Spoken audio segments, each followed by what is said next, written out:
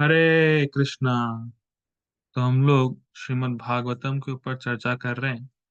तो हम लोग श्रीमद् भागवतम के प्रथम स्कंद के पहले अध्याय के पहले श्लोक के प्रभुपाद जी के तात्पर्य को देख रहे हैं। हम लोगों ने श्रीधर स्वामी की टीका को देखा था, उनको हम लोग पढ़ चुके हैं पूरा। तो अब हम लोग प्रभुपाद जी के तात्पर्य को पढ़ रहे हैं। प्रभुपाद जी के तात्पर्य का आज दूसरा दिन है। तो प्रथम स्कंद पहला अध्याय पहला श्लोक। ओम नमो भगवते वासुदेवाय। जन्मादस्य यतोऽन्वयादितरतः चार्थेष्वभिज्ञः स्वराट् तेने ब्रह्म हृदयादिकवये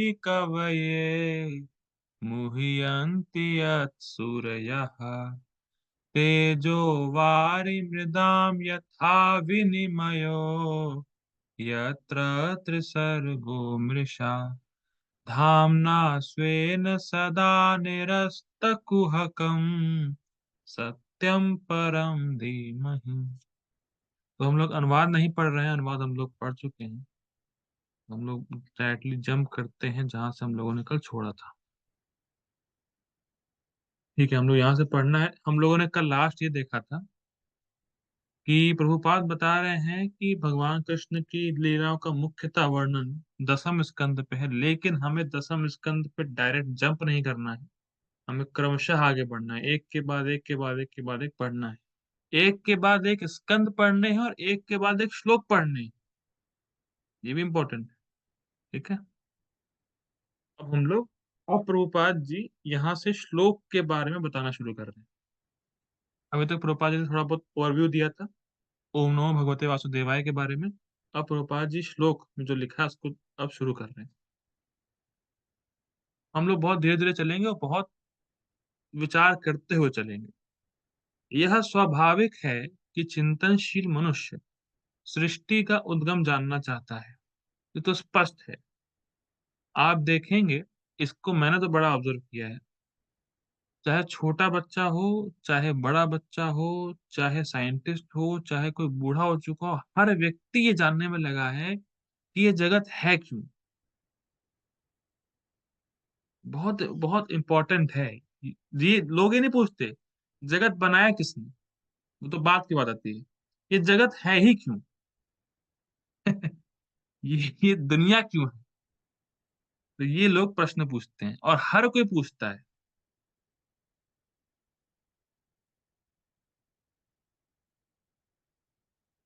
अच्छा अच्छा। तो ये जो है हर कोई पूछता है कि ये जगत आया कैसे, ये जगत है क्यों। क्योंकि होता क्या, देखिए इस जगत में दुख है। ये जगत है दुखालयम अशाश्वतम।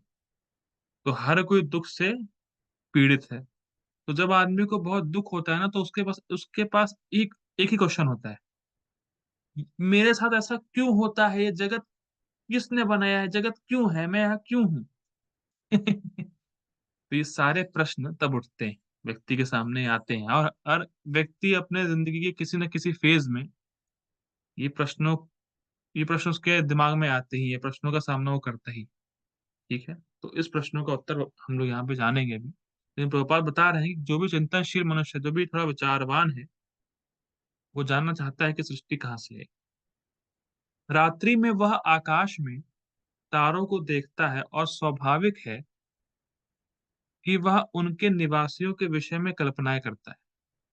मतलब हम लोग जब छोटे थे, या आप लोग छोटे होंगे तो आप देखे होंगे कि गर्मियों में जब लाइट होती नहीं थी, मतलब क्योंकि हम लोग तो छोटे छोटे शहर से हैं, तो हमारे यहाँ तो लाइट की दिक्कत थी बहुत ज्यादा।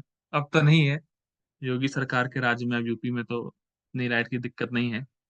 पहले लाइट की बहुत दिक्कत होती थी। तो हम लोग जैसे अब कमरे में बहुत गर्मी है, नींद नहीं आ रही है, तो अपना छत पे चले गए, तारों के नीचे बैठे सो रहे हैं आराम से, बैठे हुए हैं या सो रहे हैं।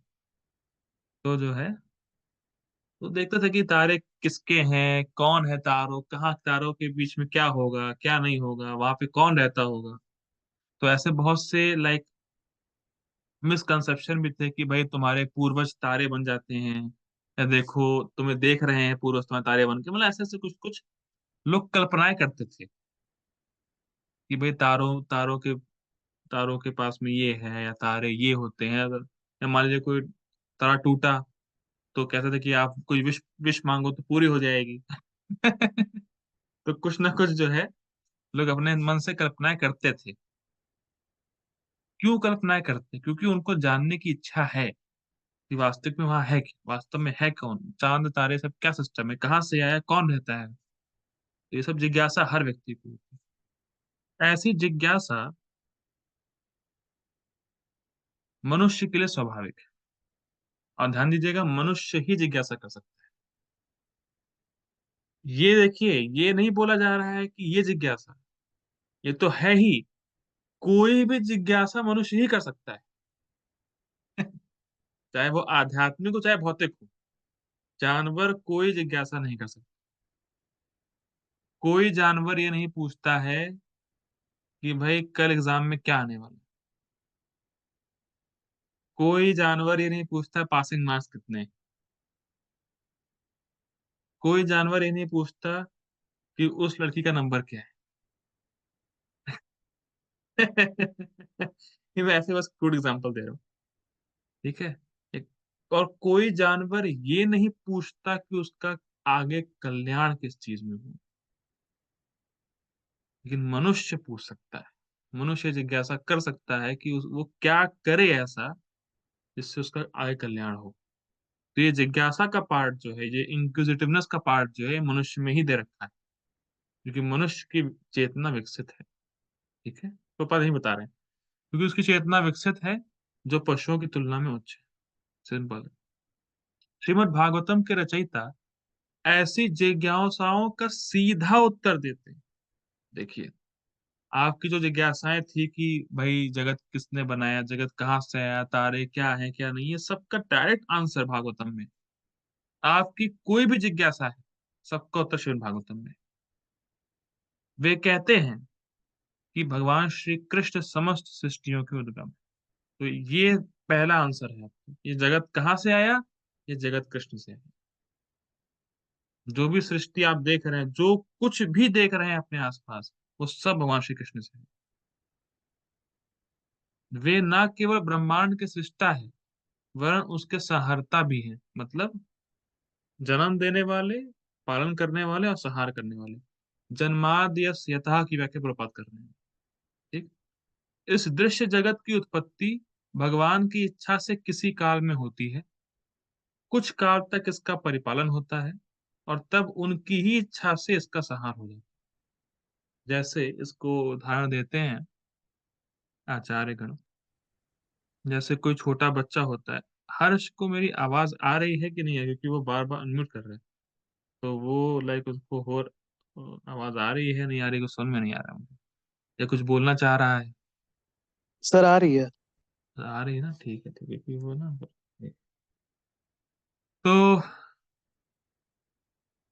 हाँ, तो क्या होता है, एग्जाम्पल देते हैं आचार्य लोग कि जैसे छोटा बच्चा है, कोई भी बच्चा जो होता है, वो जब जाता है बीच पे, रेत में जाता है, तो रेत में वो बढ़िया सा घर और बनाता है, और खुद ही बनाया खुद ही तोड़ दे।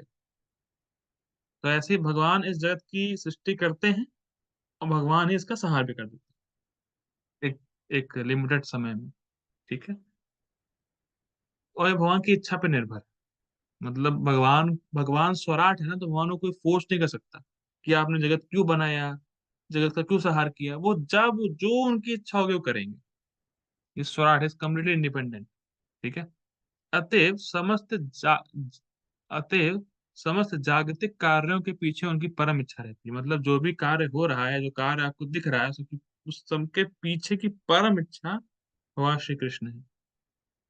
अच्छा, अब आप ये मत पूछिएगा, ये मत कहिएगा कि जो पाप हो रहे हैं उसकी भी इच्छा भगवान करते होंगे फिर।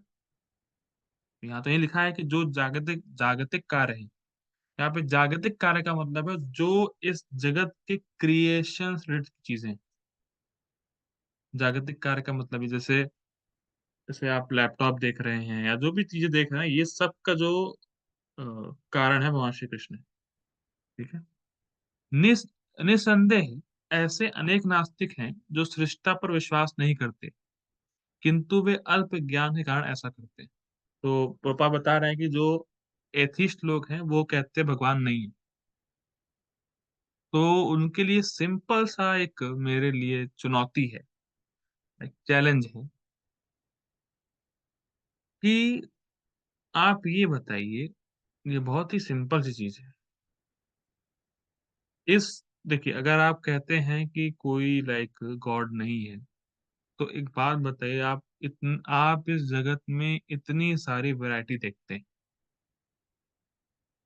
बहुत सारी वैरायटी है। अगर आप पूरा वर्ल्ड घूमेंगे तो आप देखेंगे कुछ पता नहीं कहाँ कौन-कौन से स्पीशीज़ कहाँ-कहाँ मिलते हैं, कौन-कौन से फूल कहाँ-कहाँ खिलते हैं और कैसे-कैसे लोगों का वो भी है लाइक स्ट्रक्चर, बॉडी स्ट्रक्चर भी। जैसे अगर आप चाइना में जाएँगे तो लोग शॉर्ट हाइट के होते हैं। आप वहाँ बढ़ेंगे अमेरिका साइड तो वहाँ लोग लंबे होते हैं। तो बेसिकली आप इस पूरी दुनिया में वैरायटी देखते हैं। तो वो वैरायटी लाया कौन? पहला क्वेश्चन तो ये बनता है, ये वैरायटी लाया कौन? अच्छा ठीक है, अब आप कहेंगे कि नहीं, नेचर ने सब कुछ किया है। चलो ठीक है। तो आप ये बताओ कि कोई भी जड़ वस्तु या अनकॉन्शियस चीज़ वैरायटी ला सकती है ये बताइए? जैसे मैं आपको सिंपल एग्ज़ाम्पल दूँ। हुँ, पता नहीं एकदम से अभी आया। देखिए, ये है मोबाइल, ये जड़ है, ठीक है? ये जड़ है लाइक कॉन्शियस नहीं है ये। तो इसमें ना कुछ लिमिटेड फीचर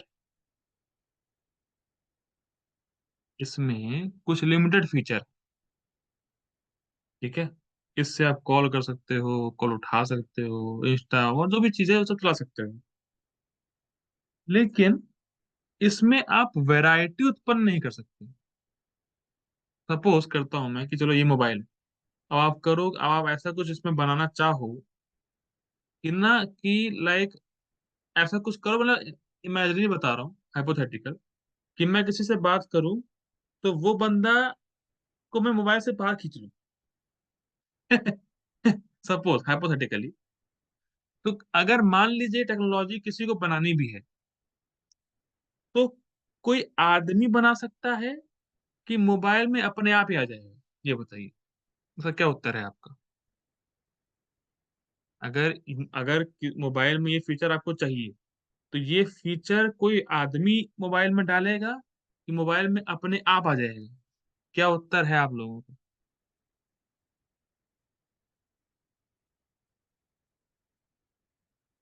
आदमी ही करेगा और आदमी कॉन्शियस है।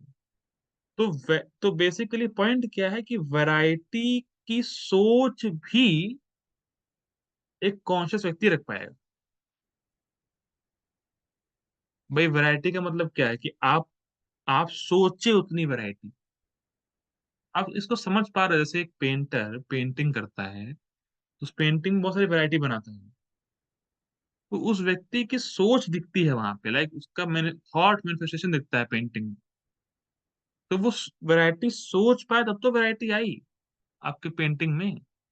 तो वैसे जो वैरायटी दिख रही है उस वैरायटी को लाने वाला एक व्यक्ति होगा, जो वो वैरायटी के बारे में सोचा।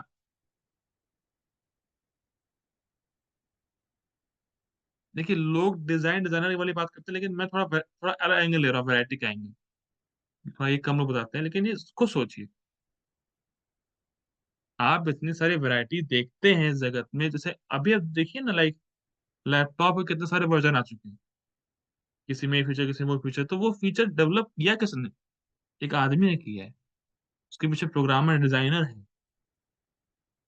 ये बहुत बेसिक बेसिक कॉमन सेंस लगा लेंगे ना आप, तो आपको मालूम चलेगा भगवान है।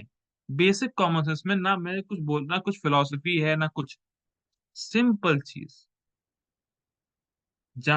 जहाँ क्रिएशन होती है, वहाँ क्रिएटर होता है। कोई भी चीज़ इस जगत में अपने आप नहीं आती है। आप जिस घर में रह रहे हो, आप किसी घर में रहते हो कि आप बाहर रहते हो, सड़क पर? सर घर में रहते हैं मतलब हॉस्टल में रह रहे हैं अभी तो बाहर। अच्छा, हॉस्टल में रह रहे हैं तो हॉस्टल की बिल्डिंग कोई बनाया है कि अपने आप आ गई है पृथ्वी से नीचे से ऊपर? स- बनाया है सर, एक कोई इंसान ने। किसी ने बनाया होगा, किसी ने कॉन्ट्रैक्ट दिया होगा, जी सर। तो आप रह पा रहे हैं। तो वैसे ही हम जी जो इस सर। दुनिया में रह रहे हैं, तो इस दुनिया को कोई बनाने वाला होगा कि नहीं होगा? जी सर। तो ऐसे लोग क्यों बोलते हैं कि कोई भगवान नहीं है? आपको क्या लगता है, क्या विचार है, वो लोग क्यों बोलते हैं ऐसा?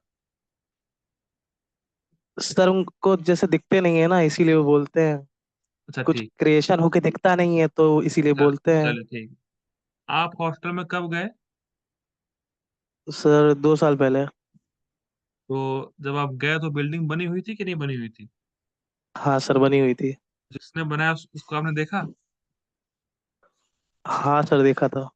नहीं, जिसने बनाया मतलब बिल्डिंग। जिसने बनाया, नहीं नहीं सर, उनको नहीं देखा। तो फिर आप कैसे कह रहे हैं कि कोई होगा आदमी तो बनाने वाला? हाँ सर। तो ये ना, देखो चाहे नहीं देखो, कॉमन सेंस है ना भाई। जी सर। आप समझ रहे हो? लाइक, भले आपने देखा नहीं, लेकिन आपको मालूम है कि कोई आदमी ही बना सकता है इसको। तो जी कॉमन सेंस सर। की बात। तो वैसे ही जी सर। ये भले आप देखो नहीं देखो, कि जी लॉजिकली सर। आप ये समझ सकते हो भगवान है। जी सर।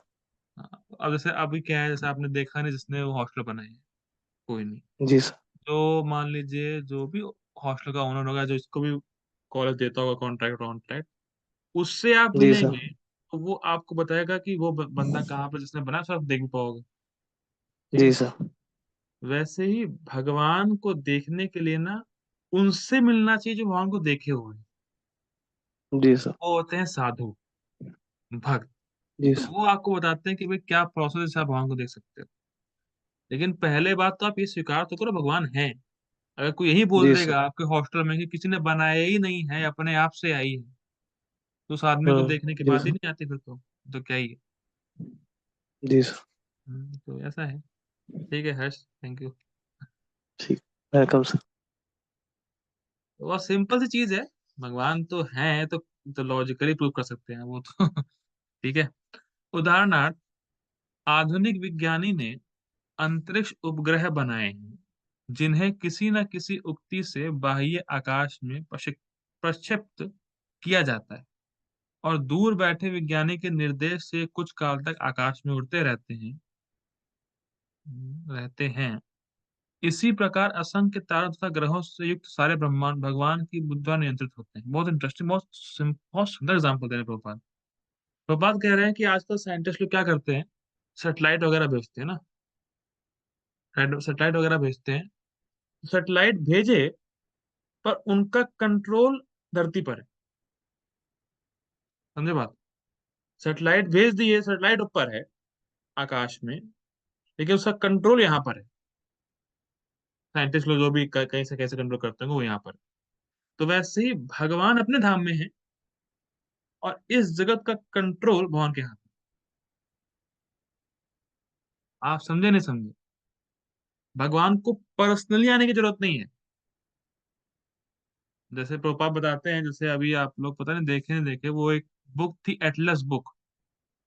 देखें एटलस बुक? तो उसमें जो वो ना आदमी ऐसे उठाए रहता है पृथ्वी को ऐसे। तो भगवान को वो करने की नीड नहीं है। वो अपने धाम में रहते हुए भी सारा कंट्रोल ले सकते हैं। जैसे साइंटिस्ट लोग अपना वो जो उपग्रह है, जो सेटेलाइट वगैरह जो उनका है, उनसे वो आकाश में वो उड़ रहा है, और उसको कंट्रोल वो बाहर से कर रहे हैं। तो वैसे ही भगवान भी असंख्य तारों ग्रहों का जो जितने ब्रह्मांड है, सबका नियंत्रण भगवान अपने आप कर ले रहे हैं, बाहर से ही, अपने धाम में ही। वैदिक साहित्य में यह कहा गया है कि परम सत्य पुरुषोत्तम भगवान समस्त पुरुषों में प्रधान है। मतलब भगवान श्री कृष्ण सभी पुरुषों में प्रधान, मतलब टॉप मोस्ट, वह सभी के सोर्स है। प्रथम सृजित जीव ब्रह्मा से लेकर छोटे से छोटी चींटी तक सारे जीव ही ओके, प्रपाद यहाँ बता रहे हैं कि ब्रह्मा से लेके चींटी तक सब जीव हैं, और भगवान श्री कृष्ण के अंश हैं। ब्रह्मा से ऊपर भी अपनी अपनी क्षमताओं वाले अन्य व्यक्तित्व हैं, और भगवान भी ऐसे ही व्यक्तित्व हैं। मतलब अ, भगवान के जितने भी जो स्वांश हैं, विष्णु तत्व हैं, वो सब देवी देवताओं की कैटेगरी में नहीं आते। ठीक है। जिस तरह अन्य जीव व्यक्ति हैं, उसी तरह भगवान भी एक व्यक्ति हैं। ये बहुत इंपॉर्टेंट है। ये बहुत इम्पोर्टेंट लाइन है। बहुत ही इम्पोर्टेंट लाइन है ये। देखिए, अभी एक कुछ लोग तो जो होते हैं वो कहते हैं भगवान को हम मानते ही नहीं, जो कि हम लोगों ने अभी प्रूफ किया तो बिल्कुल इलॉजिकल बात। कुछ लोग ऐसा होते हैं वो कहते हैं भगवान हैं, पर वो शक्ति है। मतलब भगवान है और नहीं भी है। इनका एक कहना होता है मतलब अच्छा से अब मैं किसको हरे कृष्णा पूर्ण प्रभु जी। हरे कृष्णा। प्रभु जी आप ये बताइए आपके पापा हैं हाँ है। और आपको जो शरीर मिला है आपके पापा और मम्मी की वजह से मिला है। हाँ। अच्छा अगर आपके पापा मम्मी का शरीर ना होता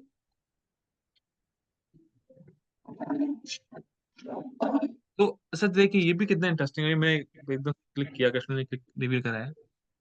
जैसे आप बोले पापा मम्मी तो पापा मम्मी बोलते ही एक व्यक्ति आता है दिमाग में। जैसे मान लीजिए आप मेरे पापा को नहीं जानते।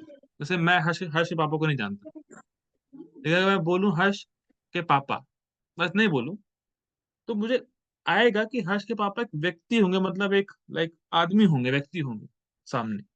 वो दिमाग में ही आता है। ठीक। तो अब क्या है जैसे हम बोलते हैं भगवान तो भगवान से आपको ये कैसे पॉसिबल है कि व्यक्ति स्वरूप नहीं आएगा। ये मुझे समझ में नहीं आया आज तक। जैसे मैं बोलूं कि जैसे मैं ये बोलूं ये कहना चाहूँ कि अपूर्व के पापा हैं पर उनका कोई रूप नहीं है। तो ये कैसे बात है। तो अगर उनका रूप नहीं है तो अपूर्व के पास रूप कैसे है।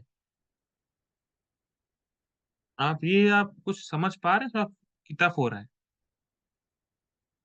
भाई पापा मम्मी के पास दोनों के पास फॉर्म है शरीर है तब तो बेटे के पास शरीर आएगा। जब पापा मम्मी के फॉर्म ही नहीं है जब वो हवा में है तो बेटा भी तो हवा में होना चाहिए फिर। मतलब बड़ा ही इलॉजिकल सा सिस्टम है ये कि निराकार। तो निराकार कैसे पॉसिबल है। तो यह प्रपात यहाँ यही बता रहे हैं कि जैसे हम सब भगवान श्री कृष्ण के अंश हैं और हमारे पास एक रूप है स्वरूप है तो जब बेटे के पास स्वरूप है तो पिता के पास रूप कैसे नहीं होगा। बेटे के पास रूप तो पिता से ही आया है। तो जैसे हम सब व्यक्ति हैं वैसे भगवान भी एक व्यक्ति हैं उन्हीं से हम आए हैं।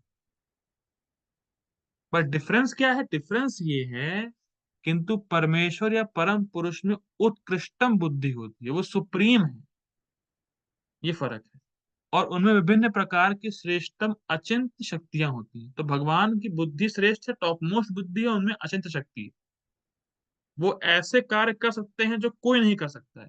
या एक श्लोक आता है उसमें बोलते हैं कि भगवान वो कार्य कर सकते हैं जो कोई नहीं कर सकता और भगवान वो कार्य कर सकते हैं जो कोई सोच नहीं सकता। तो अचिंत होता है। आप सोच ही नहीं पाएंगे भगवान ने कैसे कर दिया। और नहीं सोच पा रहे हैं इसीलिए वो भगवान है।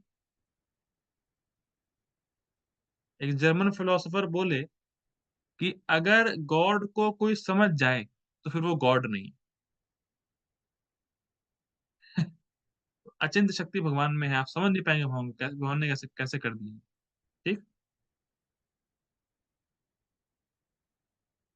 वो भी है। यदि मनुष्य का मस्तिष्क अंतरिक्ष उपग्रह बना सकता है तब तो कोई भी बहुत आसानी से कल्पना कर सकता है कि मनुष्य से उच्चतर कोटि का मस्तिष्क ऐसी आश्चर्यजनक वस्तुएं बना सकता है जो कहीं अधिक श्रेष्ठ हो। और सुंदर प्रपात कह रहे हैं कि जो साइंटिस्ट होते हैं वो लोग अंतरिक्ष मतलब सैटेलाइट या रॉकेट जो भी अंतरिक्ष में भेजते हैं वो बना सकते हैं। तो जो मनुष्यों से भी एडवांस होगा वो तो क्या क्या बना पाएगा हम कल्पना नहीं कर सकते। अच्छा आप अगर थोड़ा पीछे जाइए ये सैटेलाइट को छोड़िए थोड़ा पीछे जाइए अपने दादाजी के जमाने पे। तो क्या आपके दादाजी ने कभी ये कल्पना की थी कि मोबाइल जैसा कुछ आएगा? बताइए। कभी आपने दादाजी ने कभी कल्पना की थी कि मोबाइल जैसा कुछ डिवाइस भी आएगा? या जब हम ही लोग छोटे थे, तो क्या कभी कल्पना की थी कि वीडियो कॉल भी कुछ हो पाएगा? जब हम लोग छोटे थे, मान लो 10-12 साल के जब हम लोग थे, हम लोग 90s या 2000 के जो बॉर्न लोग हैं, उन्होंने कभी कल्पना भी नहीं की थी कि वीडियो कॉल भी कुछ होगा आगे जाके। कि एक बंदा बैठा है विदेश में और एक बैठा है इंडिया में और वीडियो कॉल पे बात हो रही है। मुझे याद है मेरे पापा के दोस्त जो विदेश में थे, तो उनकी वाइफ थी, तो उनकी वाइफ आती थी 1 दिन पहले और नंबर लगाती थी कि भई मेरे पति का फ़ोन आएगा विदेश से, तो वो आती थी, कम से कम 5 6 8 घंटा बैठती थी, उनके फ़ोन का वेट करती थी, फिर वो बात होके फिर जाती थी वो। और आज तो कुछ है ही नहीं, आज तो मतलब व्हाट्सऐप पे एक बस बटन दबाया, वीडियो कॉल का वो सामने। तो जब मनुष्य ऐसी चीज़ बना सकता है जो हम कभी कल्पना नहीं कर पा रहे थे, तो जो मनुष्य से उच्चतर बुद्धि के लोग हैं, या जो भगवान हैं, वो क्या कर सकते हैं? हम तो कल्पना भी नहीं कर सकते उनसे। तो विचारवान व्यक्ति इस तर्क को आसानी से स्वीकार कर लेगा। तो जो बुद्धिमान होगा वो स्वीकार करेगा इस चीज़ को। किंतु कुछ ऐसे कट्टर नास्तिक होते हैं, जो इससे कभी सहमत नहीं होंगे। लेकिन जो कट्टर नास्तिक होंगे, वो कुछ ना कुछ लॉजिक देके, कुछ ना कुछ अपना फिजूल की बातें करके, फर्जी की बातें करके कभी स्वीकार नहीं करेंगे। ठीक है? जरा व्यासदेव परम बुद्धिमान को परमेश्वर रूप में पूरी तरह स्वीकार करते हैं और इस परम बुद्धिमान को परमेश्वर या पूर्ण पुरुषोत्तम भगवान के रूप में संबोधित करते हुए नमस्कार करते हैं। तो एक बात समझ लीजिए, परम बुद्धिमान कहने का तात्पर्य यहाँ पे प्रभुपाद का ये है कि वो कुछ भी कर सकता है और जो कुछ भी कर सकता है वो परमेश्वर है, भगवान है। जब यहाँ के कीड़े-मकोड़े और मतलब लैंग्वेज थोड़ी अजीब है लेकिन फिर भी समझिए, जब यहाँ के मनुष्य कीड़े-मकोड़े इतना कुछ कर सकते हैं जो हम सोच नहीं सकते, तो जो भगवान होंगे वो तो क्या ही कर सकते हैं, ये पॉइंट, ठीक है? ओके, हमारी मीटिंग का टाइम खत्म हो रहा है, so I request to join again. थोड़ा चर्चा करेंगे फिर रुकेंगे। हरे कृष्णा।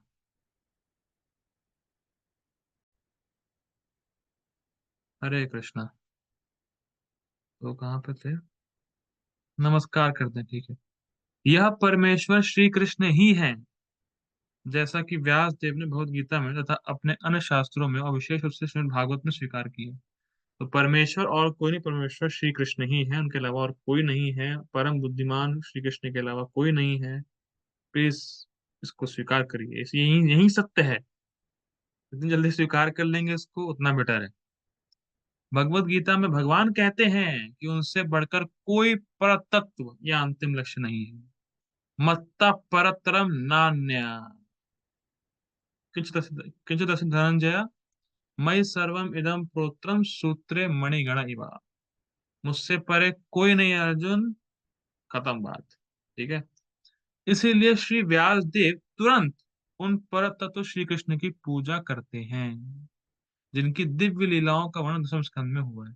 देखिए बहुत इंपॉर्टेंट है, इसको प्रभुपाद बोलते हैं take knowledge from authority and save time. देखिए ये तो बिल्कुल तथ्य है या बिल्कुल परम सत्य है कि भगवान श्री कृष्ण ही भगवान है। भगवान कहने का दरअसल भगवान श्री कृष्ण ही परम ईश्वर है। तो आप चाहे रिसर्च करो, चाहे आप डायरेक्टली स्वीकार कर लो, ऑप्शन आपके ऊपर है, पर एंड रिजल्ट आपको एक ही मिलेगा कि परमेश्वर श्री कृष्ण है। और व्यासदेव यहाँ अपने एग्जाम्पल से दिखा रहे हैं कि तुरंत उन्होंने स्वीकार किया कि पर तत्व श्री कृष्ण है और तुरंत उनकी पूजा करना शुरू कर दी, उनकी भक्ति करना शुरू कर दी। वैसे तो व्यासदेव खुद ही भगवान श्री कृष्ण के अंश है, लेकिन वो मतलब सिखा रहे हैं, बता रहे हैं कि अथॉरिटी से ज्ञान लो, तुरंत स्वीकार करो, रिजल्ट वही मिलने वाला। आप 10,000 साल तपस्या करोगे, 10,000 साल तक खोज करोगे, बाद में मालूम चलेगा भगवान श्री कृष्ण ही परम ईश्वर है, फिर भक्ति करोगे, इतना समय खराब हो गया। यहाँ एक बार में ज्ञान लिया भगवान श्री कृष्ण परम ईश्वर है, कृष्ण है supreme personality of God head, सुना, भक्ति करना शुरू किया, कृष्ण के पास पहुंच गया। बहुत सिंपल है। ठीक। दसम स्कंद में और विशेष कर उन 5 अध्याय में पहुंच, माफ कीजिएगा, हाँ, दसम स्कंद में हुआ निष्ठाहीन व्यक्ति सीधे दसम स्कंद में और विशेषकर उन 5 अध्याय में पहुंच जाते हैं जिनमें भगवान की रास लीला का वर्णन है। निष्ठाहीन व्यक्ति क्यों बोल रहे हैं, आपको मालूम है क्या मतलब है निष्ठाहीन व्यक्ति का?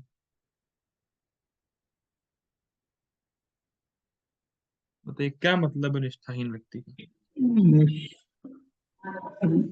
दृढ़ निश्चय, मतलब बिलीफ, स्ट्रॉन्ग बिलीफ नहीं, स्ट्रांग बिलीफ किस किस चीज में स्ट्रांग बिलीफ, क्या स्ट्रांग बिलीफ?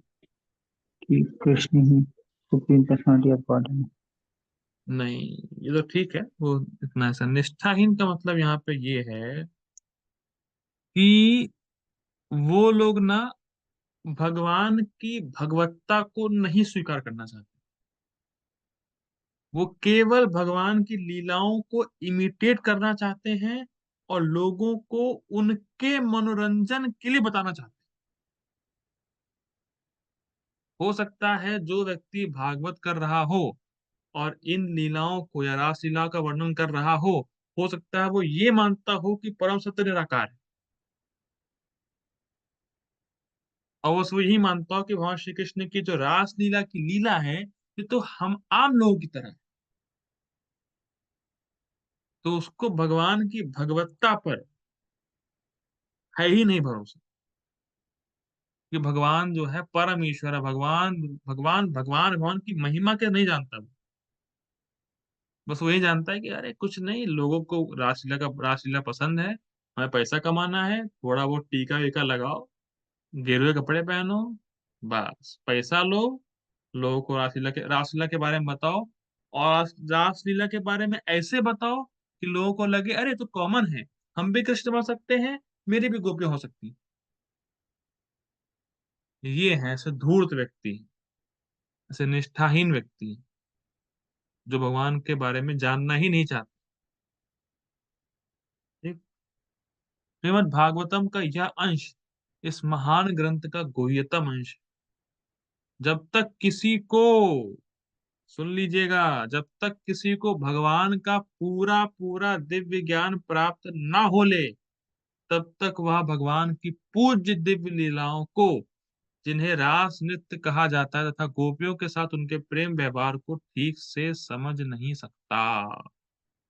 जब तक आप भगवान की दिव्यता को, भगवान की भगवत्ता को नहीं समझेंगे कि भगवान कितने महान है, भगवान कितने, मतलब क्या महिमा है भगवान की, तब तक आप नहीं समझेंगे भगवान को साइंटिफिकली पूरा पूरा दिव्य ज्ञान नहीं लेंगे, भगवान कैसे क्रिएशन करते हैं, भगवान कैसे मेंटेनेंस करते हैं, भगवान कैसे डिस्ट्रक्शन करते हैं, भगवान की लीलाएं क्या, भगवान की लीलाओं के पीछे का तत्व क्या है, जब तक आप ये सब चीजें समझेंगे नहीं, तब तक आप भगवान की जो गुह्यतम लीला है, रास नृत्य की लीला है, गोपियों के साथ जो उनका प्रेम व्यवहार है, तो आप कभी समझ नहीं पाएंगे।